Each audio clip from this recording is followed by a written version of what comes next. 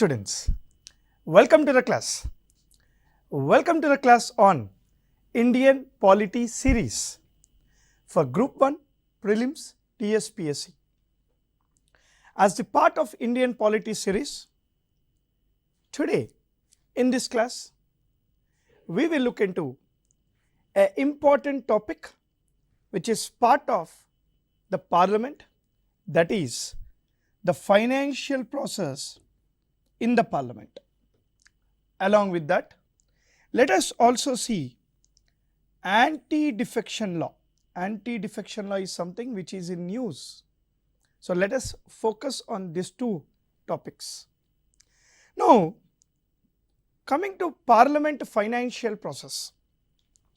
The Parliament financial process mostly consists of the topics like budget, right, annual financial statement, right.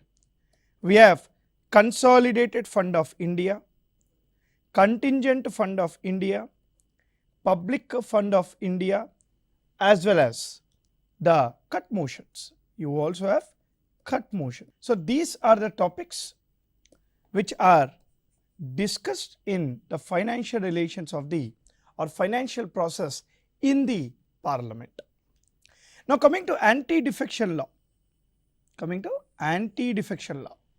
Friends, anti-defection law is not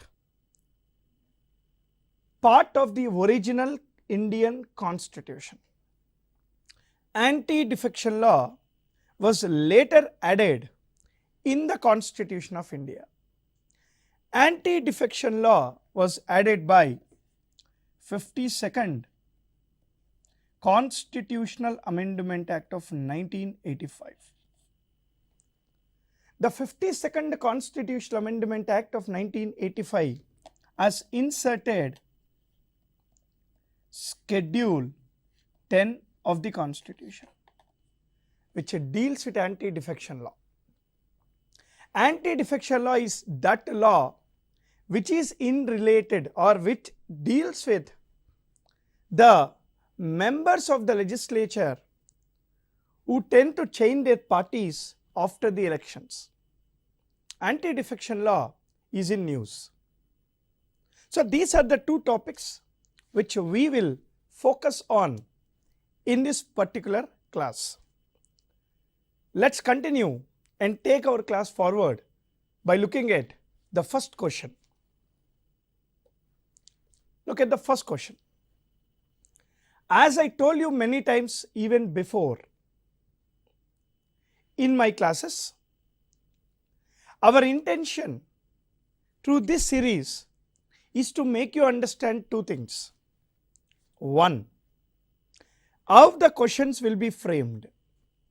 When you read a subject, when you read Indian polity, you should also understand how the questions are framed or will be framed. And the second intention is that how to answer the question. When you practice these objective type questions, you will know how to practice these questions. You will know how the questions are asked. So this is our intention through these classes. Now let's look at the first question. Consider the following and choose the correct statement. The term budget is nowhere mentioned in the Constitution. Okay.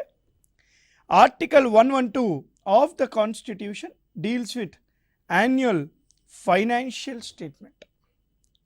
Now, there are few important terms which are not mentioned in the Constitution. Like we have the term like 𝗧𝗦𝗔𝗧,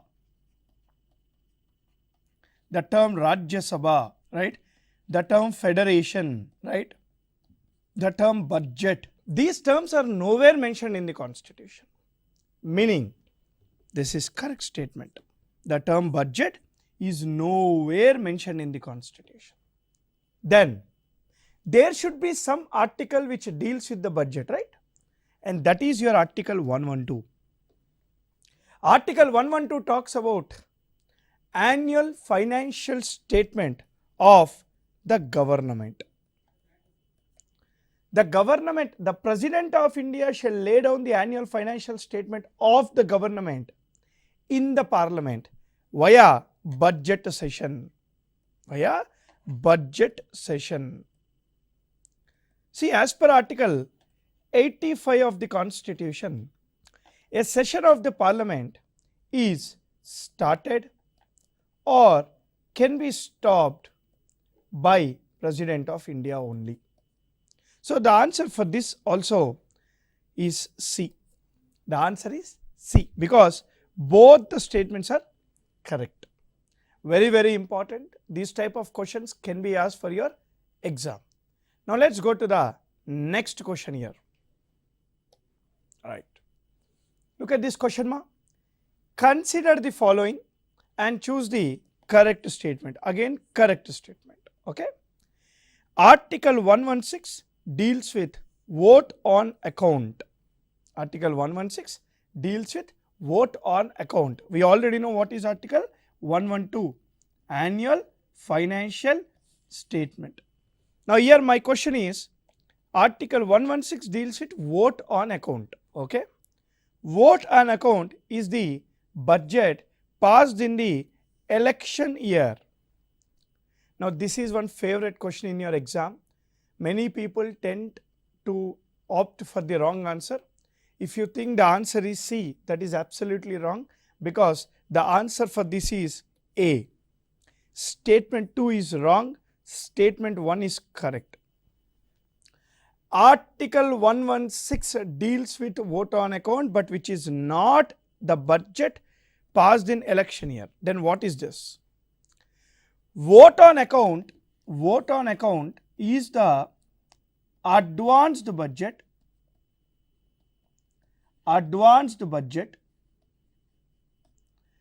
passed in, see this is important, passed in Lok Sabha only to meet the expenses of government till budget is passed. Look at this, friends. What did I say here?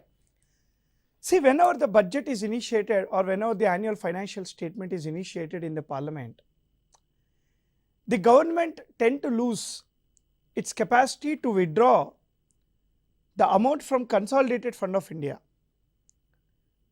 Whenever the budget is initiated in the Parliament, till the budget comes into force in full-fledged manner, the government cannot take or cannot appropriate amount from the Consolidated Fund of India. Now, till the budget comes into force, there are expenses for the government. There are many expenses for the government. To meet the expenses of the government, the advanced budget is passed in the Lok Sabha only. Generally, this advanced budget or vote on account is 1/6 of the total budget. 1/6 of the total budget. 1/6 of the total budget.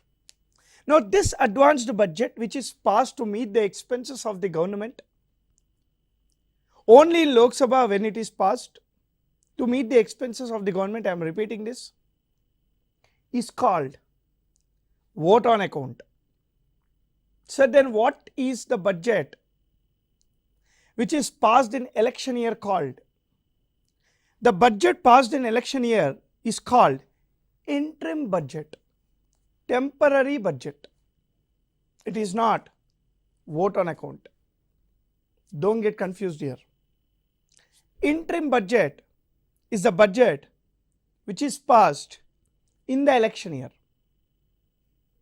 Vote on account is an advanced budget passed to meet the expenses of the government till the budget comes into force.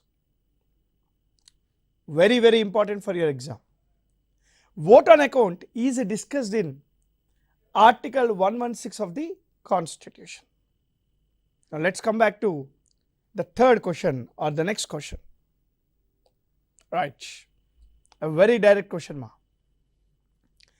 Which article of the Constitution deals with appropriation bill? See, appropriation bill. An appropriation bill is something which is passed in Lok Sabha after vote on demands, from different ministries. See, after each ministry demand is put forward to voting, then after each ministry demand is put forward to voting and it is passed, the Lok Sabha passes an appropriation bill. Appropriation bill is passed in Lok Sabha only, remember this. Within 75 days from appropriation bill, then you need to pass a financial bill, where when you pass this financial bill within these 75 days, it is said that the budget comes into force in full-fledged manner. Now, which article deals with appropriation bill is my question. Article 111 of the Constitution. Article 111 of the Constitution deals with the veto powers of the President of India. You all know what is Article 116, right? Vote on account. Article 118 talks about rules of procedure and conduct of business. This is called famously 𝗧𝗏𝗏. So the leftover is Article 114. Article 114 talks about appropriation bill. All these are very, very important for the exam. Let's come back to the next question. Right, look at the question, ma. Try to understand the question. Consider the following and choose the correct statement. Okay. Parliament permission is must, okay, for government to appropriate funds from Consolidated Fund of India. Contingent Fund of India is maintained by Revenue Secretary on behalf of Government of India. Okay, look at the screen, ma. See, there are three types of funds. The first type of fund is called Consolidated Fund of India. The second type of fund is called Contingent Fund of India. And the third type of fund is called Public Fund of India. Okay. Now, all these three types of funds are maintained by the government. All the three types of funds are maintained by the government. Now, what is Consolidated Fund of India? Try to understand this very carefully. According to Article 266 of the Constitution, 266 of the Constitution, every rupee earned by the government shall be appropriated into Consolidated Fund of India. Every rupee earned by government shall be deposited into Consolidated Fund of India. Every rupee earned by the government shall be deposited into Consolidated Fund of India. Now, government also has expenses. For the expenses of the government, to withdraw the money from Consolidated Fund of India, for the expenses of the government, to withdraw the amount from Consolidated Fund of India, government has to take Parliament permission. Without Parliament permission, government cannot withdraw funds from the Consolidated Fund of India. Parliament will provide permission by passing certain bills or laws. This is your Consolidated Fund of India. Now, what is Contingent Fund of India? See, contingency means emergency, disaster. Now, whenever there is a disaster or whenever there is an emergency need of funds, you can't go to Parliament and ask money.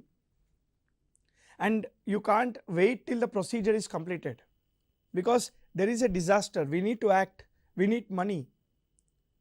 So for that purpose, some particular amount is always deposited into Contingent Fund of India. Contingent Fund of India is maintained by Revenue Secretary, managed by Revenue Secretary. But who authorizes the money from Contingent Fund of India?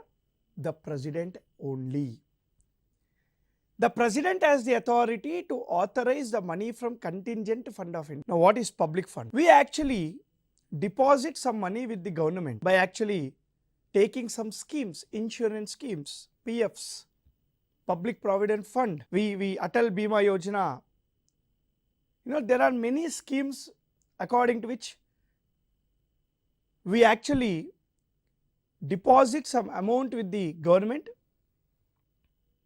ensuring that the government will repay back with good lump sum money, like you have 𝗬𝗏 𝗬𝗏 𝗧𝗦𝗔𝗧, etc. Now all this money we deposited with the government to get back in the future at the time of maturity are deposited in Public Fund of India. So these are the three types of funds maintained by the government. Now look at the question. Parliament permission is must for the government to appropriate funds from the Consolidated Fund of India. Absolutely correct. Parliament permission is needed. Contingent Fund of India is maintained by Revenue Secretary. Correct. On behalf of government. Wrong. On behalf of President of India. See, who has the authority to appropriate funds from the Contingent Fund of India? It is President. President has the authority to authorize the funds from Contingent Fund of India. So the answer for this is A. Okay. Now let's go on to the next question. Look at the question, friends. Consider the following and choose the correct state. The procedure to pass the budget is mentioned in the Constitution. Cut motions in budget is taken only in Lok Sabha. Okay. The procedure to pass the budget is nowhere mentioned in the Constitution. Is not mentioned in the Constitution. Then how? The procedure to pass the budget is mentioned in the rules of the Parliament. Rules of the Parliament. Now Parliament rules are actually framed by Parliament only according to Article 118. Article 118 provides the power to Parliament to come up with their own rules.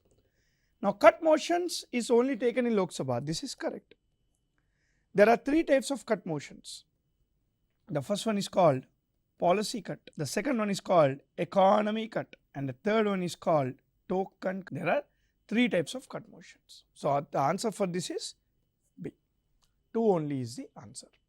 Now all these cut motions are the tools used by the opposition leaders to bring down the amount of the budget or to show their grievance or show their dishonesty, not dishonesty, that was not the right word, but show their some problem with any policy of the budget. They can actually make sure that this policy has certain loopholes, and they make it evident by utilizing this kind of these cut motions. Now let's come back to the next question. Right. Consider the following and choose the correct statement. Consider the following and choose the correct statement. Okay. Public Accounts Committee consists of 22 members and all are from Lok Sabha. Estimates Committee consists of 30 members and all are from Lok Sabha. Okay. So here we are discussing about something called parliamentary committee. See, parliamentary committees are the research think tanks of the parliament. Parliamentary committees are the research think tanks of the parliament. Generally, we divide the parliamentary committees into two types. The first one is called standing committees. The second one is called ad hoc committees. The first one is called standing committees. The second one is called ad hoc committees. Now, standing committees are further divided into two types. The first one is called departmental related standing committees. We generally divide this, and the next one is called financial committees. So there are 24 departmental related standing committees, but there is a proposal by the government to actually bring it down to 2021 also. So let's wait and see. But there are three types of financial committees. There are three types of financial committees: Public Accounts Committee, Estimates Committee, Committee on Public Sector Undertakings. There are three types of committees. Now the question is about Public Accounts Committee and Estimates Committee. I will get back to this question, but let me also tell you one more point. Ad hoc committees are also of two types. The first one is called research, and the second one is called inquiry based committee. So parliamentary committees are the research think tanks of the parliament. Parliamentary committees are the research think tanks of the parliament. Now the question is all about Public Accounts Committee and Estimates Committee. See, the main duty of the Public Accounts Committee is to review the reports of the CAG. Estimates Committee responsible is to prepare the budget. Okay. Now, Public Accounts Committee consists of 22 members, absolutely correct, out of which 15 are from Lok Sabha, 7 are from Rajya Sabha. So this is wrong, because Public Accounts Committee consists of 22 members, but not all from Lok Sabha. 15 from Lok Sabha, 7 from Rajya Sabha. Estimates Committee consists of 30 members, correct, and all are from Lok Sabha. Answer is B here. Okay. So let's go to the next question. Yes. For which of the following bits there is no joint sitting of the parliament in case of a deadlock? Okay. Look at the, listen to me very carefully. What is the meaning of a deadlock? What is joint sitting of the parliament? Article 108 of the Constitution, 108 of the Constitution provides for the joint sitting of the parliament of both the houses, Lok Sabha and Rajya Sabha, in case of a deadlock over a particular bill. 3 points. Point number 1. According to Article 108, President has the authority to initiate the joint sitting of the parliament. Second point. The joint sitting of the parliament is headed by the Speaker of the Lok Sabha. Third point, very important. In the absence of the Speaker, the Deputy Speaker will be the head of the joint sitting. Full stop. In the absence of the Deputy Speaker, the Deputy Chairman of the Rajya Sabha will be the head of the joint sitting, meaning the Chairman of the Rajya Sabha cannot be the head of the joint sitting. Very, very important. Now, the question is, for which bills there will be a joint sitting? Chalo, let us see. See, there is something called ordinary bill. There is something called financial bill type 1, financial bill type 2. We have a CAB, money bill, and constitutional amendment bill. Now look at this. Joint sitting of the parliament as per Article 108. Okay. Now one more point, Amma. There is no provision of joint sitting for state legislature. There is no provision of joint sitting for state legislatures. Okay.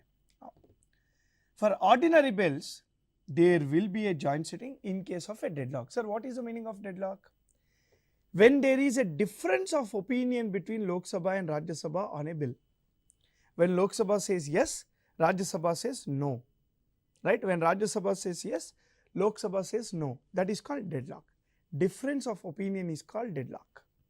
Okay. For differences of opinion for ordinary bill, there will be a joint sitting. Financial bill part 1, yes. 2, yes. There is no joint sitting for money bill. There is no joint sitting for cap. Okay. Now look at the question. For which of the following there is no joint sitting, Amma? No joint sitting. So money bill, yes.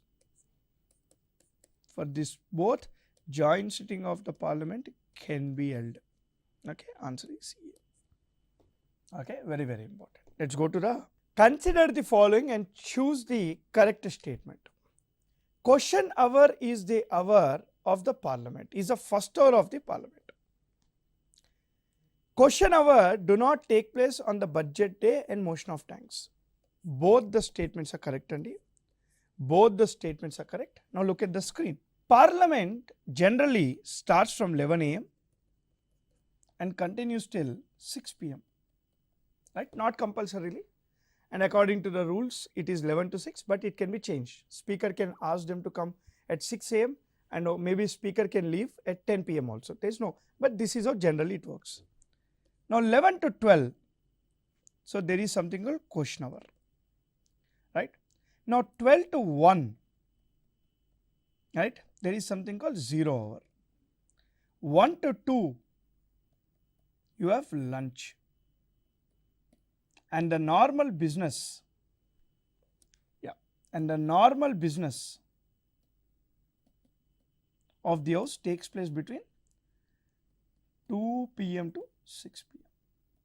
So this is how it is. This is the timings of the parliament. Okay, let's go to the next question now. Very, very important. Consider the following and choose the correct statement. Anti-defection law is discussed in Schedule 10 of the Constitution. This is absolutely correct. I told you before also while introduction of the class. Yes, this is correct. Now Schedule 10 is linked to Article 110, 102, sorry, and 191. Correct. This is also correct. See, Article 102 talks about disqualifications of member of parliament, and 191 talks about disqualifications of the members of state legislature. So both the statements are correct. Okay. Next question, and see the last question here. Consider the following and choose the correct statement. Okay. A nominated member can be disqualified if he or she is not joining any party within 6 months under anti-defection law. Correct. Who can disqualify? The speaker. Or a nominated member has to join a political party within 6 months. Otherwise, he can be disqualified. Speaker position is exempted from anti-defection law. This is also correct. Why? Whenever a person is elected as the speaker has to cancel his membership to the political party. So that is the reason speaker position is accepted from anti-defection law. So both the statements are correct here. So this is the important objective type questions related to parliament, financial procedure, and also anti-defection law. Please go through again. I'll see you guys again in the next class with another topic of Indian polity. Till then, happy learning. Jai Hind.